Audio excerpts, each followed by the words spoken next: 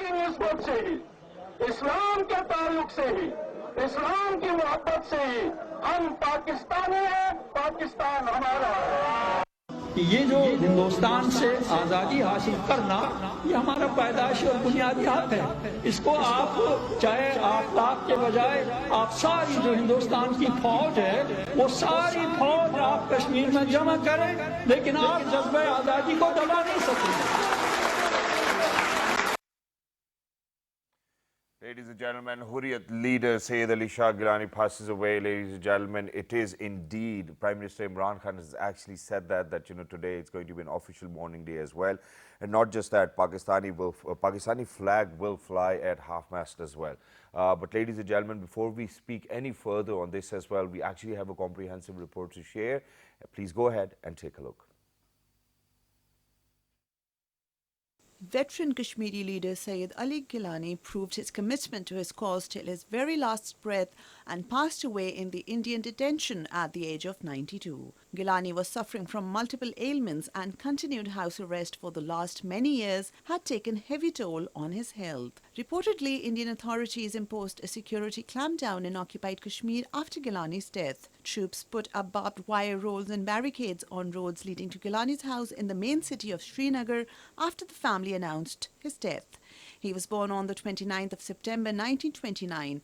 The veteran Kashmiri leader was previously a member of Jamaat-e-Islami Jammu and Kashmir, but later on founded his own party by the name of Tehreek-e-Hurriyat. He also served as the chairman of All Parties Hurriyat Conference, a forum of freedom parties in Jammu and Kashmir. He also remained a member of Kashmir Assembly from the Sapur constituency of Jammu and Kashmir 3 times. Prime Minister Imran Khan said he was deeply saddened to learn about Gilani's death.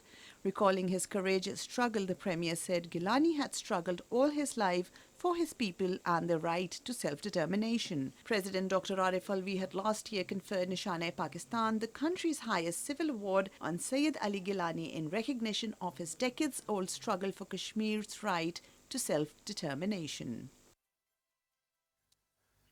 Ladies and gentlemen, not just that, kind of giving you an overview of his early life as well, where he was a separatist leader in Indian illegally occupied Jammu and Kashmir, and he was previously a member of Jamaat-e-Islami Kashmir, but later on founded Tehreek-e-Hurriyat. He served as the chairman of All Parties Hurriyat Conference, a conglomerate of pro-separatist parties in Indian illegally occupied Jammu and Kashmir as well. He was an MLA from the Sopore constituency of Indian occupied Jammu and Kashmir in 1972, 77 and in 87 as well. He quit the Hurriyat in June 2020. Shiza. Yes, it has been. He has been definitely a major part of APHC since long, and not just that. For the entire, he has been one of the faces of the Kashmiri struggle movement against, for their freedom, of course. And he did actually pass away in house arrest, Shahzad. He has been in house arrest for the past 11 years. And unfortunately, he did pass away at his home around 10 p.m. Ever since then, actually, there is a lockdown in his entire street the moment that the death was announced. Indian forces actually came and guarded the entire street with barbed wires and, of course, their weaponry and whatnot. Some do say that it is an attempt to sort of keep them from protesting as well, or probably from mourning as well, mourning. But the thing is, I mean, we really need to see how this is sort of another implication of them not letting Kashmiris practice their even sadness about this, right? Exactly. Let's talk about this in further detail. And there's even a communication lockdown as well, ladies and gentlemen, within the Indian illegally occupied Jammu and Kashmir because of the Hurriyat leader Sayyid Ali Shah Gilani passing away as well. Not just that, Sayyid Ali Gilani was awarded with the highest civil award, which is Nishan-e-Pakistan as well, and it was awarded by the President of Pakistan, Dr. Arif Alvi as well. But ladies and gentlemen, to talk about it, we were lucky that we've actually been joined by the Chairman, Kashmir Institute of International Relations, Mr. Altaf Hussain Wani Sahab. Hello sir, Assalamu Alaikum, good morning. So can you hear us? Yeah, I do hear you. Do you hear me? I mean, if anybody in the MCR can you please turn up the volume of the speaker within the studio? Yes. Wani Sahab, Assalamu Alaikum. Walaikum Assalam. Really sorry to hear, of course. It is a loss not just for you, but for all of us. And I feel like the type of personality Sayyid Ali Gilani Sahab was, it's a loss for the entire world indeed. Could you please let us know or sort of paint us a picture of how Kashmiris are feeling about this loss? You see, there's no doubt it's a great loss for the people of Indian-occupied Jammu and Kashmir, especially, and the people and Muslims of the South Asia. He was a very tallest leader in the South Asia. Not only he stands for the rights of the people of Indian-occupied Jammu and Kashmir, but always raised voice for the rights of the Muslims in India, and also whenever he saw anything happening in Pakistan, he would raise his voice for that. But so having said that, you see, death is something inevitable, and when a man has done what he considers to be his duty to his people and to his community, he can rest in peace. And we pray to Almighty Allah that may the departed soul rest in peace. But whatever Gilani has done throughout his life, he has created so much of awareness, so much of cadre in Kashmir that his mission will remain alive forever in the minds and hearts of the people of Jammu and Kashmir, and they will take that mission forward. And sir, I think that, I'll be right if I say that, that I think everybody all over the globe, who actually supported their cause as well is in pain. And, as soon as the news came out, everybody felt really sad as well. And, we actually want to be there for all of those people, because I think his struggle for the right of self-determination is something which we can never forget. But for the last 11 years, he's been under house arrest as well. And not just that, what I have seen is that while even he was under house arrest as well, ladies and gentlemen, the fight for the right of self-determination was there, and in fact it got better every single day as well.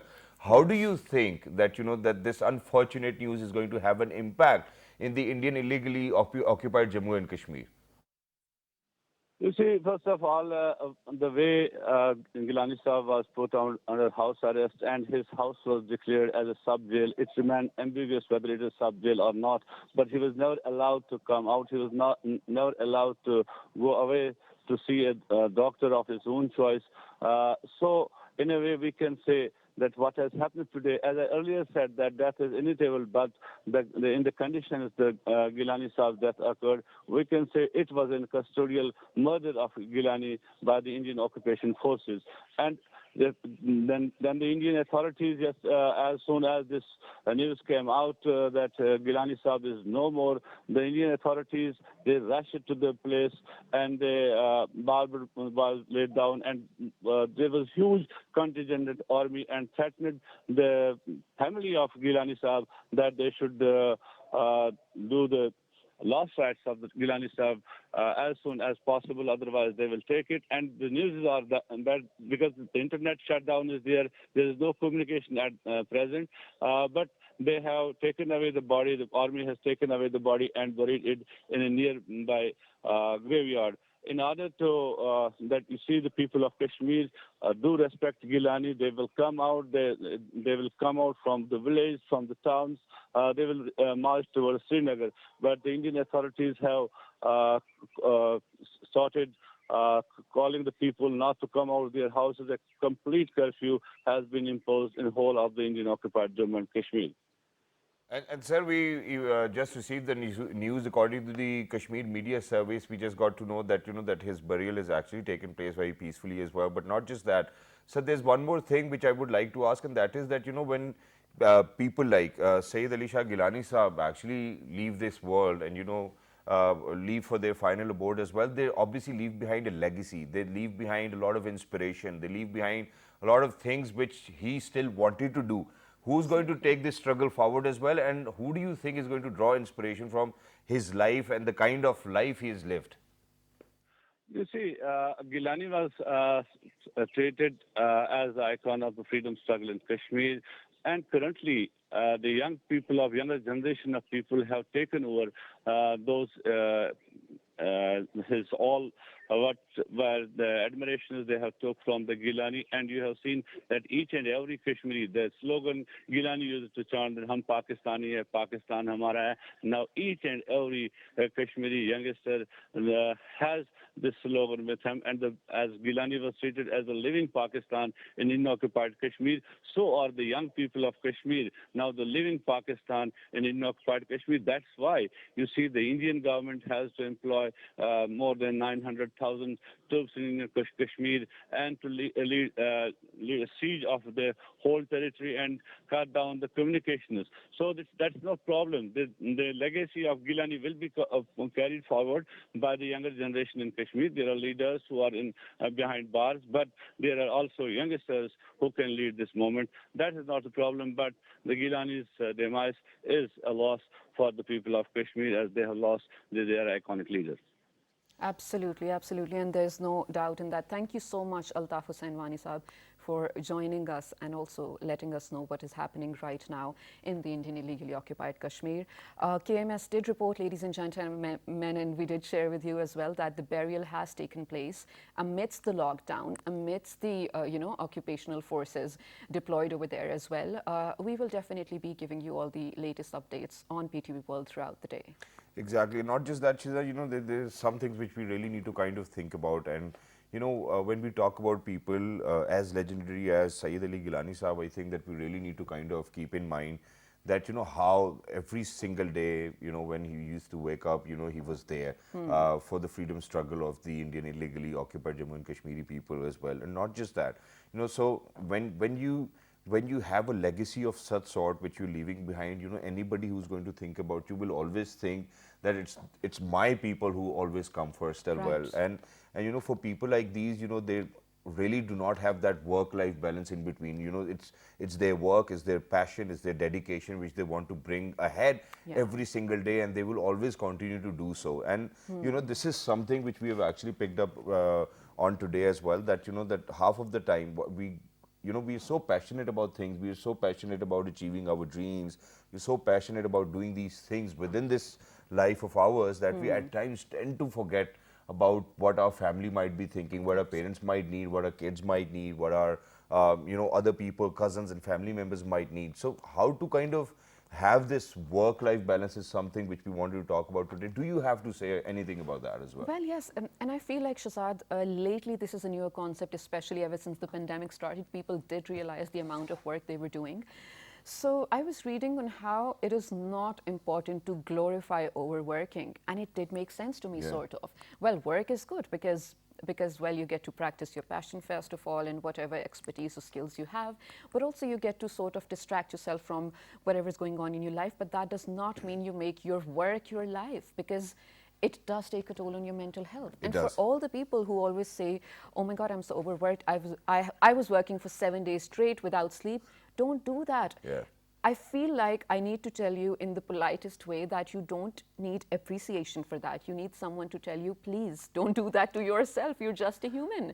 And humans are not supposed to do that 24/7, just by the way. Exactly. And, I would like to kind of compliment what you have said, because, I think that, COVID was a blessing in disguise. And there's a reason why I say that. And unfortunately, I have to say this, it's because of the fact that almost half of the population kind of understood that, hey, you know what, we were just going to office for no reason. Because everything could have been done, by sitting at home and being with your family as well. And I'm grateful, I'm thankful that, that kind of, that people are now actually realizing that, okay, we could have created this balance long way back. And now, obviously, nobody is late. Ladies and gentlemen, whenever you want to make it up to all of those people who matter to you, you can always do that. But how to kind of get around it, because I was one of those people who was studying, who was working. You're one of those people who was studying, working, and then you got married in between as well, alhamdulillah. And so, we actually want to share a success story with you as well, and how she kind of manages work and life together. Her mother's over here in the studio with us as well. So imagine when she's working, her mother's with her. So, the support system can always be there to give you that support, even while you're working. So, ladies and gentlemen, without any further ado, how to have or how to manage your work-life balance. Ladies and gentlemen, we're lucky that we've actually been joined by a social activist, and she happens to be Miss Narmeen Iftikhar. Hello, assalamu alaikum, good morning. Walaikum salam. And thank you very much for joining us. It's wonderful to have you. It's my pleasure. Yeah, wonderful. And first things first, what do you categorize this interview? Do you categorize this interview as work, or do you think that it is something to do with, you know, your mother being with you, having a new experience, or the support system kind of supporting you once again another day? I do name this interview as you don't have to glorify work, as Shiza said earlier. Yeah. So this is totally in believing that you matter. You should be your top priority at first. You matter, and then your belongings, your parents, your family, they matter. Yeah. And then you have to make a balance. And when we talk about balance, you cannot always put everything in balance in equal ratios, but you can try your best. I do feel like that when I started working, it was earlier, like I was graduating back then, and I just graduated. So I do feel So like back then, and you just graduated. yeah, I just how graduated far like is it? it's like 4 years degrees or Okay. yeah. So I do feel like that it sometimes you feel that it has a lot of pressure and you are going through a lot university assignments and then you're working at night shifts. You feel like that you are so done, you don't have time for yourself. But then later I realized that I need to work on it. I need to work for myself, for my family. So the thing is that you need to prioritize. You need to make a list of things which are very close to your heart. And on the top of that, I guess that you should be your top priority. Absolutely. You should take care of your mental health. You should take care of your belongings, your relationships, and especially about parents. Like we are so much busy growing up that we forget that our parents, they are getting older. So we do need to realize, and you guys talked about pandemic, and it was a very unfortunate event, and that made us realize a lot of things, that our belongings, everything, it is very important, and we actually need to take care of that. And that even made us realize that we cannot sit at home for long periods. Yeah. I know, I mean, it does get sort of Yeah. boring. But Narmeen, before we do move, all the points that you made are definitely solid, and we need to sort of dig deeper. But before that, let me tell you guys, Narmeen, like she did mention, was a student, then she graduated, she's a social activist. I want you to let us know what kind of jobs you were working while you were studying, and also, well, living with your family and working for them as well, because staying at home is also work. Yeah, and how was it affecting your mental health as well at that time? Yeah. So when I started working, I started as an auditor. I was in quality assurance department. And While you were studying? yeah, while I was studying. It was my Mashallah. first ever job. And I did start working not just to make some money, but also to have some skills, to get skilled, to have some soft skills, as well as to have a command on softwares. So I, like, when I'm a graduate now, I do know that I have a definite path which I have to follow. Mashallah. So I did started working to make myself a good professional, to learn, to grow. So I do feel like that, and you talked about the mental health. Yeah. Initially, it was very tough. It was becoming very tiring. But my parents, they were there to give me all kind of support. My family. Then I. Did they ever tell you, "Ke aaj kaam na karo, relax, you need to relax, you need to take a break"? Yeah, they always did actually. Because you were too young to do all of this in like at one time. Yeah, they always did actually. My weekends, they were they make sure that I'm very comfortable. I'm actually at peace. I'm taking care of myself. So my parents, like, it is a very good blessing if your parents are supportive. And I really like, I'm really thankful to my parents in all this journey. And about my mental health, they also take care of about that. Like when you talk about working somewhere, you also have work pressures. You also have like some toxic things happening Political at work, interference. political interference, obviously. So my mother, my father, they were always there to, hey, you need to stay away from that negativity. Just think at the brighter perspectives. So I do feel very much happy about that, that when you are having something which is bugging you, you just have to let it go sometimes. You have to think about something which is positive. But it's hard, you know, at times it's hard to kind of let easier go. said than done. Yeah. You know, Yeah. because me and Shiza, we have had such discussions where we've talked about how, you know, for somebody who's actually going through mental illness and everybody's like, okay, you know, you're going to get better, you know, it's not going to help them. But I'm going to come down to where you actually said that you actually have to prioritize yourself in the first place. Now imagine that for people like me, Shiza, or anybody else who's early to bed and early to rise, we actually lose a lot of friends in this journey, and it's because of the fact that imagine that for somebody who actually has to wake up 6:30 in the morning, cannot be up late at night, and majority of the friends would always call you and be like, hey, you know what, let's go for dinner, Yeah. let's hang out, let's Everything go for a happens at drive. night. Yeah, let's go for a drive, because at night it's not very rushy on the roads, and Yeah. you feel comfortable, you listen to a few songs and whatnot. But what I've noticed is that just because that I'm not available on weekdays, and it's my choice, and I've been keeping myself in the first place as well, I have lost a lot of friends, and they have started to complain that, hey, you know what, you only have time for us on Friday. Why should we be available for you on Friday? Just because of the fact that you have to wake up at 7:30 or 6:30 in the morning. How do we kind of manage with that? This is something which I would want to ask you, and let's see if we can help people with that. And number two, when you keep yourself in the first place always, you get labeled as very selfish as well, Yeah. because you're always thinking about yourself in the first place. So there needs to be a balance in between where you need to think about yourself first and where you kind of need to think about others in the first place as well. So how do you maintain that Yeah, balance? so talking about that, I would like to mention that women in particular, they already are facing a lot of like trouble at workplaces because of this glass ceiling things. They are breaking that glass ceiling. So I mean, sorry, I didn't get that. Yeah. How? Yeah, so women are breaking the glass ceilings that women, they cannot work as equal as men. They Yeah, are not they're- doing like if you have to work I think exceptional I'll have to breaking partially stereotypes, disagree over here stereotypes. as well, yeah. that's totally okay. Like Yeah. we can, we can disagree on this. Yeah. So when I say that you need to prioritize yourself, that means you know that you are working really hard and you are breaking the do. glass ceilings. Yeah. So you also need to take care of yourself. And being women, you have also you have to take care of your how you look like, and there are a lot of other things. So And your keeping kitchen balance, and your house and everything. of course, and a lot of expectations of your friends. So Yeah. I do feel that I have also lost some of my friends because of not giving them ample time which they required. But I do feel like that because of the social media, it is now easy to keep, have a touch with your friend. You know, I can't even do that. I feel like it's so consuming. I would never pick up my Instagram or Facebook and be like, hey, these are the 5 people I missed out on. Let's message them. I'm like, we're done, we're done. At times now, these days, what happens is that even if somebody sends me an inbox and I'm like, okay, I think I need to don't give even them a open it, reply, man. I don't give them a reply on purpose, and it's because of the fact that I don't know what they're going to take out of my message, because this is what's happening these days as well.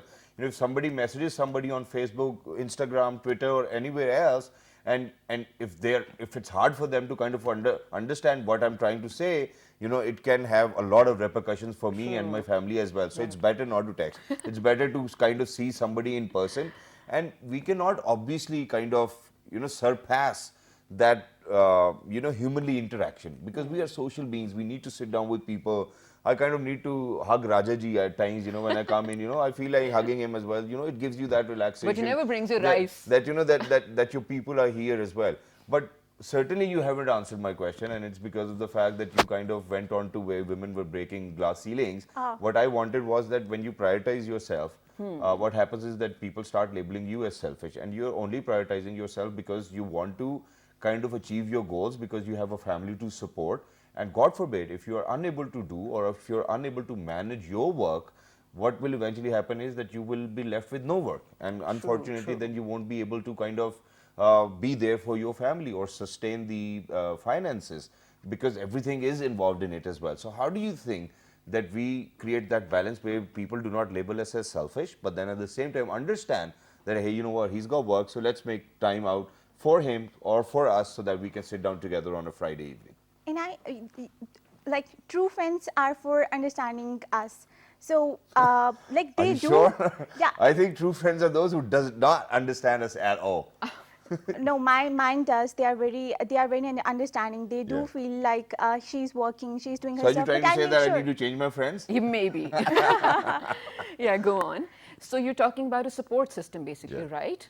Yeah, go on. Yeah, so my friends, they actually realize that I'm working, and I do get some time for them on my weekends, and whenever I meet them, even for some shorter time, I make sure that we have a very quality time together and we do listen to each other. Who pays the bill? American system. Yeah, we sometimes divide it and sometimes, yeah. Yeah. Yeah, this is When was okay. the last time you paid for your friends? When was the last time? I mostly pay for them. Okay, this is so mean. I did not want to I bring think this it's up. great. I'm Oh, sorry. I know, Yeah. it's just to I sort just of. like bringing it up, and there's a reason. Yeah, and I think that, you know, a lot of people, if you guys are listening, guys, please make sure that every time you're there with your friends, please make sure that you pay the bill. There's a reason I'm going to let you know, and that is that I think that Allah is actually going to give you more. You know, once you start spending on somebody else's food, I'm telling you this for sure, Allah will give you more. Please make sure that you're not a miser when you're around friends or around family as well. Yeah, or and we in start any case. fighting. I have to pay, I have to pay. But Yeah. yeah, that's one thing, definitely. And I wanted to ask, why do you disagree with women breaking the glass ceilings? It's I'll give you a reason, you know, and it's wonderful that you've actually asked me I this love her. question as well. And the reason is that, you know, every single day when we wake up, me and Shiza, we do the show together, and I don't think that Shiza's ever felt that, you know, she's any less than me, or I have ever felt that I'm any less than her, you know, and the credit totally goes to our boss, to our producer Jamshed Saab as well, because there's been no difference. I mean, whatever groups I'm member of, she's member of as well. Yeah. You know, so there's no information which is hidden from her or hidden from me. There's nobody who's going to go up to any one of my bosses or my producer and say anything bad about me or her. You know, so these are the things which actually make us feel very equal, and then the work quality kind of enhances as well. And I know, but you were right, which is why I said partially Yeah. disagree was the reason, because over here at PTV, I've not seen that, you know, that things like this would actually come in front of us as well, and which is why I'm very happy to be a part of PTV world. Right, so we're probably what we would have meant was that we can't relate because of the kind of environment we're in, but definitely we don't mean to discredit the struggle of all the people going through this, because we know it's sort of a newer time for a lot of hundreds of thousands of women probably stepping out of house for the first time, going to offices for the first time, and then sort of facing this environment where they're not equal. So for all of those people, we do wish and pray that you get to have a better environment. Yeah, But and not just that, I'm going to add one more thing to it as well. And that is that, you know, for all of those women who are out there and who are definitely breaking those glass ceilings, you know what, that all of these things can actually be handled in a very well coordinated manner if the communication gap is not there. You know, and half of the time it is because of the fact, oh yaar, usne mujhe ye keh diya, main ab usko kya kahun? You know, rather than asking anybody else for a stupid advice, it's better to go to that person and talk it out. You know, and if he or she kind of nudges that you took initiative and went into their office to kind of ask about it, I think that the better idea would be then to kind of talk about it rather than assuming it beforehand. Definitely, definitely. Yeah. There are so many laws and rules, of course, you have to sort of abide by at a workplace. But Narveen, towards the end of this segment, I want you to speak to all the people who are finding it hard right now to, you know, sort of strike the balance, and give us some practical steps or tips that we can actually do in our daily life. Because I'll be taking notes. I need them. Yeah. So what I feel like that you can write it down when you are sleeping. You had a very hectic day, and at the end of the day, now you're gonna get sleep. But before that, you need to write down what you're gonna do next day. So you prioritize it. You plan it that I have to study, or I have to go to work. I have to give time to my this friend because she's been complaining. So you do make a list of your priorities. You have to spend some time with your mother, your father. You have to have tea with this person. So you need to make a list of your activities for the next day, so that you can keep a track of what you have been doing. Okay. And you I have get lazy in between. I'm like, okay, you know what, who's going to get up now, drive the car all the way, go to that place? Yeah, come on. And then I'll call my friends. I'll be like, can you guys pick me up? And, you know, for example, if they live in Pindi, they'll be lazy enough as well. They'll be like, I think it's better to stay at home. You know, so I sort it out. Let's Skype. At days, you know, I do sort it out like this. Oh, you know what? I called you, yaar. You didn't even show up. You know, so, you know, you definitely have to come back with a better excuse. But yeah, please complete. Yeah, so it is, obviously I second you that it is very tough to make a list of everything, but you can also think it, like in your head, you can make up your mind that, see, I have to do this, and it's okay, you can have your life, like, which is very abrupt, sorry to say, like you can have things unplanned, and it's okay sometimes. And that's what I like the most. You should do what you like. This is the message, like you should do what you like, how Not you are always. comfortable. Well, of course, in your limits you can. Right, yeah. Obviously. Yeah, go on. Yeah, so prioritize your things and do whatever you want to do. But if you think like you are missing out something, plan it. Yeah. Plan it, prioritize it, make a list or apologize to people who think that you are not who are complaining, like apologize to them.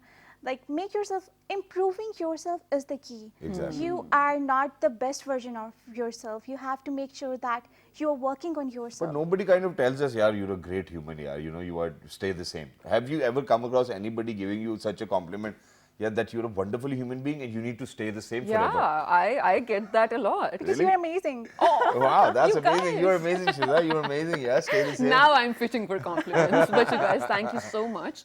I think this was a brilliant segment, Nermeen. I'll tell you why. Because you being so young, mashallah, and then all of the things that you spoke about are coming from experience. True. So this is legit for a lot of people watching right now, because I love this new trend of Pakistani students, even college or university students, starting to work, be it freelance, be it even, you know, at a friend's company or your dad's Yeah. company whatsoever. But I love the change that is happening, or the trend that is shifting from this to that, and that is becoming your own person. Exactly. And you are your own person. Best of luck for all your future endeavors, Narmeen, and well, keep coming to our show and keep enlightening us. Thank you so much. Thank you so much. What are we doing in the next segment, Shazad? All right, so ladies and gentlemen, just like, you know, we had Narmeen over here kind of sharing her stories about how to create work-life balance.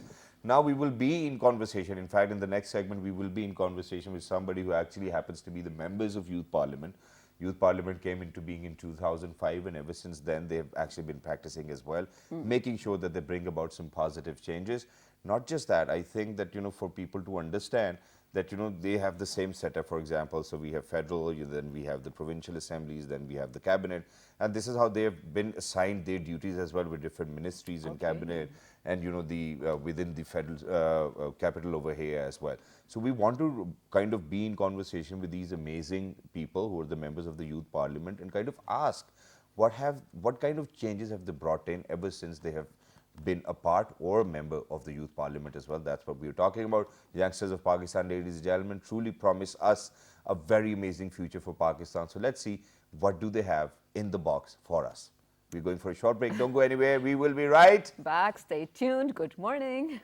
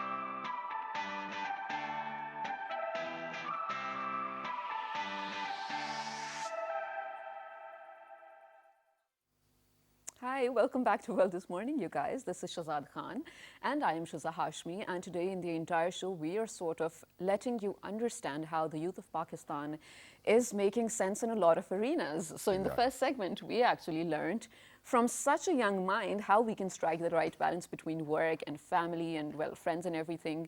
And right now, we are going to talk about how the youth of Pakistan is coming together to work on even larger fronts, like, well, bringing a social change in the world, or Pakistan, first of all. Exactly, and not just that. I think you said it very rightly as well, and you've hit the nail on the head where you say that bringing or thinking about Pakistan in the first place, because, ladies and gentlemen, whoever becomes a member of the youth parliament, first things first, they actually have to be apolitical. Yeah. So they could have any political affiliation prior to becoming a member, but once you become a member, you really need to think about in the interest, or probably think about in the national interest. Objective. I think let's just keep it like that as well. So what have we achieved so far? Because whenever we speak about youth parliament, ladies and gentlemen, I've said it before as well, I'm going to repeat it again, that it came into being in 2005. So we kind of wanted to reflect upon the achievements of the youth parliament. We are lucky that we've actually been joined by the members of youth parliament as well. So on my right hand side, first up, we're very lucky that we've actually been joined by Muhammad Imran Javed Sahab. Hello, assalamu alaikum, good morning. How are you? Thank you, sir. It's great for me to hear. Thank you very much for joining us. It's wonderful to have you. And alongside Mr. Imran Javed, ladies and gentlemen, we are lucky to have been joined by, once again, another member of Youth Parliament, and she happens to be Ms. Fatima Anwar. Hello, assalamu alaikum, good morning. A very good morning to all of you. Thank you very much for joining us. Wonderful to have you. You joined the Youth Parliament in 2017. Honored for me to having over here. Alhamdulillah, wonderful. And you joined the Youth Parliament in 2008, right yes, after 3 years of inception of Youth Parliament as well. So let's get started. How was it in the early years? What have you achieved so far? And what do you continue to strive for? Is it excellence or is it something else? No, it was really nice. Actually, I joined in 2008. Meanwhile, before it was founded by Rizwan Jafar. Actually, right now, there is so many youth parliaments, but this time only one registered youth parliament, which was established in 2005, which were founded by Rizwan Jafar. That was having Cafe Vision, and after Cafe Who Vision, are you registered with? with the government. With the government. With the Alright. government. So this is the This only is the youth only parliament one, which is registered with the which is government. registered with the government. Okay. The other one is like they are copying us, but they are not registered. Right. Okay, I think But where the main Shiza thing- said that everybody's kind of going to work towards the the main thing, national good interest. thing- You kind of debunked it No, already. the main thing is the main thing is what they achieve. They are promoting the Okay, youth. let's not talk about anybody else, because that will be very primitive of us as Yes. well. Let's talk about Youth Parliament. You guys are here. What have you achieved so far? So actually, we work on different youth organizations. Like Youth Parliament is one of them. So Youth Parliament basically in 2005 it started, and then we have in the ministries, different ministries like Sindh government. We're working with them, and also when there's something happened to the national level, disasters and other things. So we youth work voluntarily for them. And also when like in the university level, we have chapters for university levels, and we are organizing a different programs there, leadership skills and other things. Like we have a federal level cabinet, we have a national level cabinet, we have provincial level cabinet, and that is like a sort of the cabinet. Okay, well, I truly understand that, but please do not take me wrong that I'm going to be a little hard on it, or probably hard on you as well. And the reason is that, when we want to be in conversation with members of Youth Parliament, we want to kind of talk about substantial outcomes. What are the outcomes? You telling us that, we have a cabinet, we have with the federal government is something which we know already. But what have you worked for so long, from 2005 till 2021 makes it almost 16 years, right? So what have you achieved in 16 years? This time we producing leaders, a lot of leaders. Like we promote different. Where are those leaders? They are in the right now. In the some of them is like in the media. Some of them is showbiz. Some basically it's not like a political leaders. Basically, I know. I mean, so whatever role they've been given, they actually have a leadership skill. Every person which is like the university students actually join the youth parliament. Basically, that as our youth. When they are studying on that time, they join youth parliament. They increase their career, and when they go to practical life, like I joined in 2008. I work in oil and gas sector. That leadership skills gave me boost to boost my career. I work in different countries, like more than 5 and 10 countries in all over the Pakistan, all over the world, like Africa, UAE, KSA. Nice. So that's the thing. That, So it has that helped will- you. Yeah, help me. Of course, and it's great. Like you said, I think the entire purpose of probably to explain it even in a simpler way is this is sort of a mock cabinet or the parliament system that already does exist as at a national and political level. So all the youth that are part of this are volunteering. First of all, it's not a job for them, so they're voluntarily coming together, forming a platform, and thinking about Pakistan, learning from their already existing leaders, which is great. And like you already did mention, that you had a better exposure already when you landed in the job market. Yes. So this is one of the things, of course, that does bring. But moving on to Fatma, you are a newer member, right? Yeah, So I I joined want you to in begin 2000. with. I want you to begin with when you came to the parliament.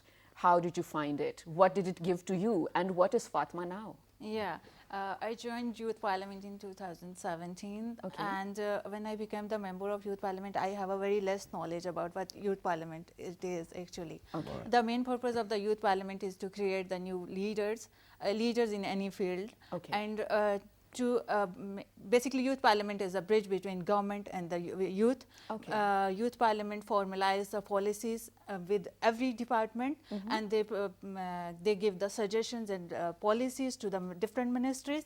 Even the Youth Ministry of Sindh, what they are doing today is the completely suggested by the Youth Parliament of Pakistan. Oh, super. Yeah, and we are actually creating the awareness throughout the Pakistan, and we are playing the role of the to become the voice of the new next generation. We have the teen youth parliament as well. The kids who are in schools and under the age of 18, they can become the part of teen youth parliament, so they can play their role from their childhood. So they will be aware that what will be their role in future. So how can someone, when you finish that, I want you to, or one of you to tell me, how can someone be a part of this? Because a lot of people watching right now might be thinking, hey, I want to be a member. Yeah. Actually, there is a simple procedure for this. we'll come When you want to join, there is registration criteria for the youth parliament members. You need to fill the registration form. And you need to write your objectives. Why you want to join the youth parliament? All right. Okay. Yeah. And after that, when you submit your form, there is an interview call. Okay. Okay. Our federal cabinet members, like senior members, conducted interview for them. And after the interview, we select either he is eligible for the youth parliament member or not. Then we provide him a membership card. Okay, that's All right, nice. well, that's wonderful. And in addition to that, this is one thing which I wanted to ask, and that is because a lot of people might be curious about it. With every sitting government, how well do you think that the youth parliament is being received? I mean, for example, if you are to kind of put in an application today that, hey, you know what, I really need to go and see the Minister of probably Religious Affairs or the Minister of Information and Broadcasting, and we have a few suggestions for our youngsters to be out there as well. How well do you think your application will be received by them? What we have previous experience with the other governments, and as you know, that PTI is formed by the, you can say that the Minister of Youth, Youngsters, right? Yes, the Minister of Youngsters. So whenever we requested for any government, like ministers and even from Prime Minister and President, we had a schedule a meeting with President of Pakistan. Exactly. So we always very well appreciated from the government level, and we are working with the different government departments. So government of Pakistan is already known about the youth parliament, Even, and we have our represented members- Pakistan in around the world. Exactly. I personally presented in 5 countries. Mashallah. Yeah, I'm from Azad Kashmir, and the host was asking that what I was in 2017 and what I am in 2021. Do you I'm feel a a small change? village from Azad Kashmir. Actually, today What's was the a name of your great village? loss. Huh? What's the name of your village? Sir, it's Thurar. I'm Thurar. from Poonch. Yeah. Oh, Wonderful. wow. So it's a small village of Kashmir that no one knows who Fatma is. But today, Alhamdulillah, Poonch knows that who Fatma is. Oh, Beautiful. Yeah. That's so sweet. Yeah. That's wonderful. Which is why, in addition to this is something which I wanted to ask. I'm sorry that I'm kind of coming up with such amazing questions. I think that, that whatever I'm Amazing asking is amazing. We love to answer Yeah, because wonderful. a lot of people are listening and watching us. So I want you to listen us, and so Exactly, they will. and kind of ask the relevant questions. And Yeah, like exactly, you said that youth parliament Can I members- complete my question? Yeah. Yes. Sorry. So what I wanted to ask was, where you said that obviously there was a lot of personality development, there was a lot of personality grooming, there were a lot of leadership skills now, which you now possess as well, alhamdulillah. You've worked in 5 to 10 different countries and you got this opportunity because you were a member of the youth parliament, which is great. Now, don't you think that, there lies a responsibility upon your shoulders as well to kind of mentor other millions of kids out there as well, because we have over here in Pakistan kids who are out of school, there are other people, who still cannot manage to get education. So rather than taking benefits out for an individual personality, why don't you think that we should actually come together to give it for the masses out there? Yes, right now, this time, the 14th August, we have MOU with Pakistan State Term and Youth Parliament working for them, and we are visiting different orphan houses. We're supporting them financially, morally, voluntarily. Youth Parliament also representing those things. And also when the, as you mentioned that regarding the previous questions, Youth Parliament members are also representing the National Assembly as well as the Sindh Assembly, and these people's going represent there. Oh, they get to sit there through the procedure. Sit there with the ministers, and also they know the procedure, how actually the cabinet is going, National Assembly. Wonderful. So that is like a learning procedure for them. I'm sure. Yeah, actually, Youth Parliament is working on SDGs. Okay. So if you are working on SDGs, as you know, the 17 SDGs actually. Sustainable development. Yeah, it's a world itself in the SDGs. Exactly. So we, as you know, that more than 20 million children are out of schools. So we are working with different organizations and cooperating with them. So how we can make them educate in different fields if they are not getting the formal education, that how skilled education can help them to feed them in the future. So we are in long list which will be visible or have some fruits in coming future, inshallah. Wow, well, that wonderful. is brilliant, of course, and we have no doubt in your capacity. But towards the end, I just want you to clarify one thing, and it's been in my mind ever since I knew they were coming. Sure. Any one of you, if a youth parliament already exists, why is there a new youth council? I mean, it's a government wing, sort of. You know what I'm talking about? Youth is council it different? Are the purposes different? Yeah, youth council is actually a government platform, initiated. which initiated by government, and you can say that's it's a government representation in somewhere. But the youth parliament is not a part of any government, but we work with government and we work for government for the betterment of the society and betterment of the country and the youth. Wow, that's wonderful. And we are above any political party and any political system. As I said in the introduction, that you actually have to be apolitical for that as well and work for the national we have political affiliations, but if we are in the youth parliament, we keep aside the political affiliation and we work for the country only. And that's wonderful, and that's what we want every youngster out there for Pakistan to work in this direction as well. Thank you very much for being with us. We are very proud of you guys, because you guys are actually the beacon of hope and ray for the future of Pakistan as well. So for everybody who's out there, ladies and gentlemen, we hope and pray that everybody has taken something away from today's show as well. But obviously, I think that the entire Pakistan is really very sad about the news which came in yesterday as well, and that too of the Hurriyat leader Sayyid Ali Shah Gilani Sahab. And we hope and pray that his struggle for the freedom of the Indian illegally occupied Jammu and Kashmiri people actually does not go in vain as well, and that his legacy continues to live. And we pray that his soul rests in peace. I mean, definitely so. And there's no doubt in how Pakistan does stand in every hour of need with the illegally occupied, Indian Jammu and Kashmir as well. Diplomatically, politically, emotionally, we're there for you. We are a part of you and you a part of us. So definitely our prayers for all of those who are having a hard day about it today. Ladies and gentlemen, towards the end, just, if you have any questions, any feedback, any suggestions, make sure to write to us to let us know, because we love listening to you. On all our social media pages with the name of World This Morning. Yes, and the repeat of this show you will be able to catch at 5 past midnight. Till the next time, look after yourselves. 1, 2, 3. Good morning. Good morning.